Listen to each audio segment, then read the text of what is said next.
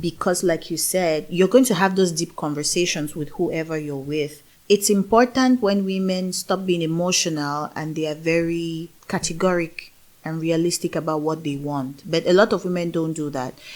It's said all over social media, women tend to fall in love with potential. What does this mean? A woman will see a man. Okay. Let's take a ridiculous example. A pastor. Yeah. Okay. He's very comfortable with 20 members in his church. But the woman sees you and sees the potential of you rocking the entire world with the gospel. Sure. Let's just use that as. But this man doesn't have any plans, doesn't have any visions. All left to him, his 20 congregants, it's okay. He's not struggling to build. He's not struggling to evangelize more, have more people come to church, have other branches open up. He's not even looking at that. Now, this woman fell in love with this man with the hopes that there's going to be things will improve. Yes. And if somebody can see that potential in a man, it means she herself is a very ambitious person. Yes, of course. Now, if at some point in time, the man falls by the wayside and the woman continues pushing on with her dreams, there's no way you can really stop that person.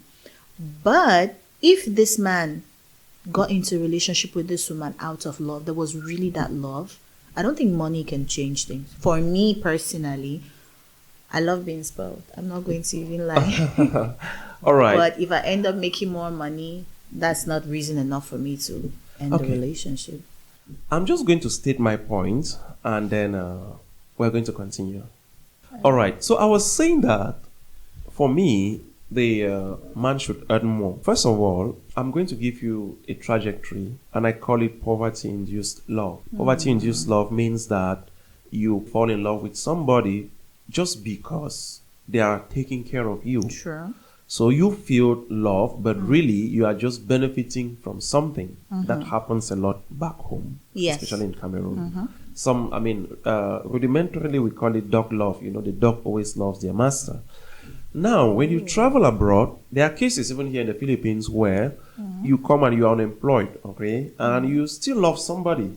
But eventually when you start making money, you know, you get a job, you start taking care of yourself, of course, getting your cosmetics, and you realize that you are becoming fresher and becoming more beautiful. Then you are like, oh, who is this gentleman? I thought he was handsome. I thought he was so kind. But then he was just giving me the crumbs. With that, you begin to nurse some resentment. Eventually, everything breaks up. I bet you I've not been to Europe, USA, and other areas, but this is most certainly what happens to relationships. So imagine a situation where you are just earning, not even earning more than the guy. You are already having this breakup. What if you earn more than him? It's going to be worse. That's it. And additionally, we are not just talking about earning. We are talking about earning more, which means that you are working more. And you bear with me that working more means you are sacrificing one part. That could be the family, that could be your love life, that could be the kids, and all of this has an impact on the family. So while we're arguing, while we're debating, I think we should also take into consideration that we are talking about couples. And couples presupposes a nuclear family which is being nurtured. So I'm just wondering why a woman, or why my wife, or why my girlfriend will be planning to have all these ambitions, which of course is going to hinder the family growth. That's my worry, and I think it's genuine. So while I'm not stopping women from, going ahead with their ambitions, I'm just looking at a situation where the family should come first. And if the family should come first, then the man should always be the one who should earn more, because he's going to work more. Yeah, he's the keeper of the seal of the wealth of the family. So that's where I'm basing my initial argument.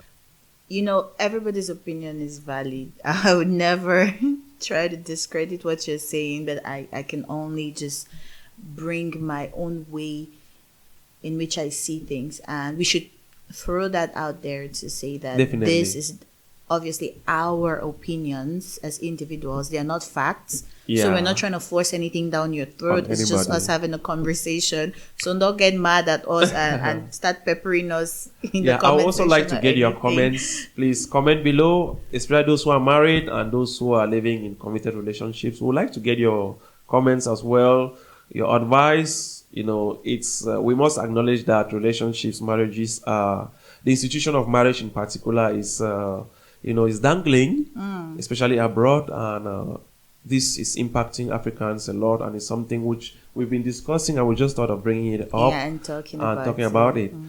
Hopefully, I think as the days go by, we are going to come up with other interesting topics. Topics, if You can also suggest, why not topics which we can discuss. And for those who would like to be part of our discussions, you can always let us know so that you can join. Why not? It's very open to everyone Yeah. out there.